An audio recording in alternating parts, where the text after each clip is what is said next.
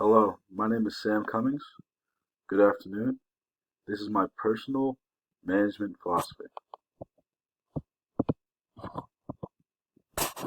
So, the first part of my management philosophy is basic workplace rights.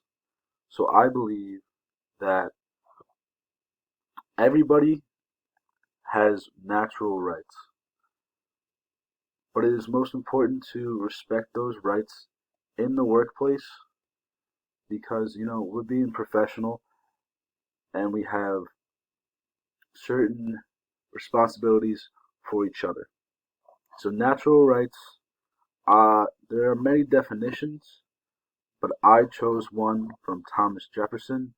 He explains in the Declaration of Independence that the natural rights are life, liberty, and the pursuit of happiness.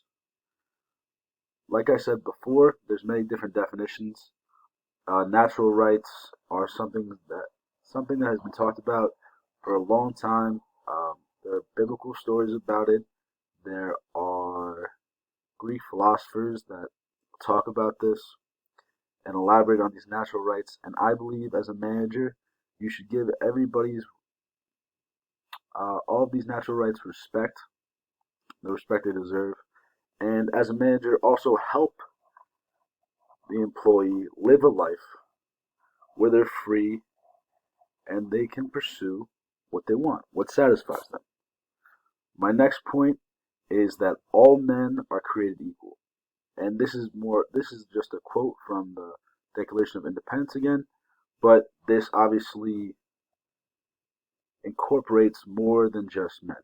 Anybody in the workplace, doesn't matter who they are, what they look like, their personal beliefs, anything like that, everybody should be treated with the same dignity and the same respect as anyone else.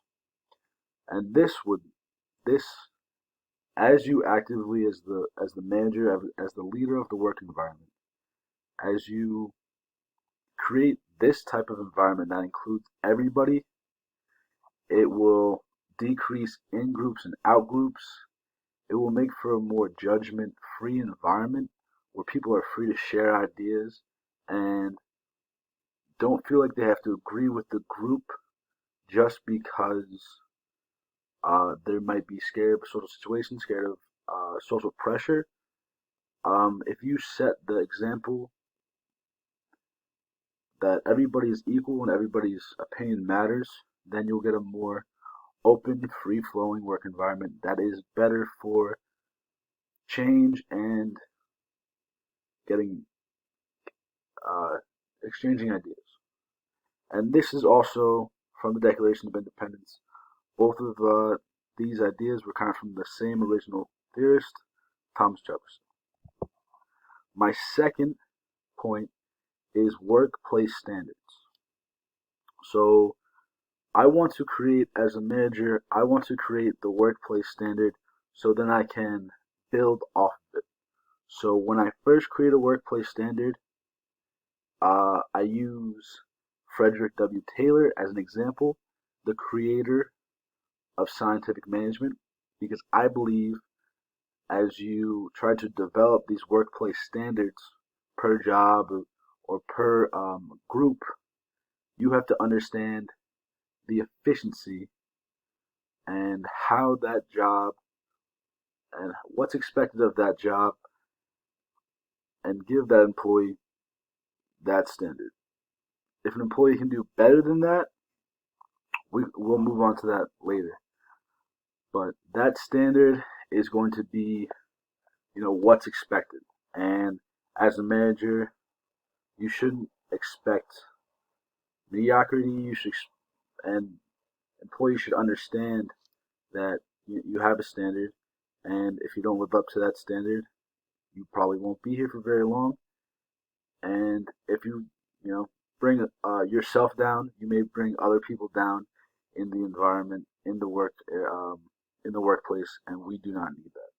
So, if you are somebody who is extremely efficient, works above the standard, we can compensate you with a program that Frederick W. Taylor was one of the first to implement. It's piece rate pay. So it's pay for more tasks, or in Frederick's example, it was building, putting things together. Uh, so if someone could put something together faster than somebody else, just as efficiently in a smaller amount of time, he would seek a different route to payment and pay them for piece they made instead of hours they were doing, because they would do the same work as somebody else in the same hours because they're getting paid the same exact thing. But with the incentive to get paid per item, they would make more items and it would be more profitable and also better pay for the worker. Other things that keep this standard um, going is that the manager needs to motivate their subordinates so that they have to play a part in motivating their subordinates so they don't lack in their motivation to keep up with the standard. So they always have to be, creating different type of motivational. If it's different work, if it's putting the employee in a different situation to help them grow, um, giving them incentives like in this incentive-based pay we just talked about, and that also comes from Taylor, and also another original theorist, Henry Ford, talked about welfare programs, which was kind of the start of that kind of compensation, motivational programs, which included he offered educational programs to improve the education of the employees, and he decreased workday so that to an 8-hour workday. So compared to when they first started working, when Ford was making vehicles, they had a much longer workday, and this, obviously stressed people out. Obviously, got more people tired. So he saw the value in shortening the workday, and he saw that people were less stressed and worked better. So it's those types of de-stress programs and motivational programs that have value in increasing the value of the individual employee by making them less stressed and making them possibly healthier. They could have programs like uh, if we could have free gym memberships and people find that they're eating better and they're taking care of their bodies, they're getting sick less, so they'll be working more since they're not sick, they're not taking the sick days, and that also increases the value of the employee and the efficiency of the workplace. My third point is this is more like managerially focused. This is what you can control as being a manager, and it's working hard for your employees, leading by example. When a leader, when a manager seems like he's working the hardest, even from a first person account for myself, when I see my teacher working so hard to help all the students, help everything out, it makes me feel more responsible for my work. I know that they're putting in this work, and I would almost be disrespecting them if I didn't match their effort. I play football. If the coach is working so hard, you feel as if you're not working as hard, or working to a peak where you feel comfortable, and a little bit beyond that, you feel like you're letting down your coach and also maybe your team that much more. So that's what kind of the inspiration from the employees, that the employees should feel a kind of pull of my manager's working so hard, I want to work hard so we can, create and also finish the goals we have as our organization and as our company.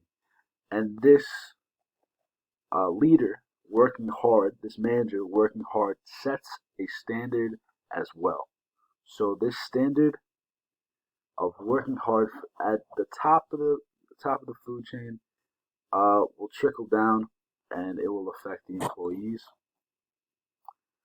The next point I want to talk about is transformational leadership from James McGregor Burns and Bernard Bass.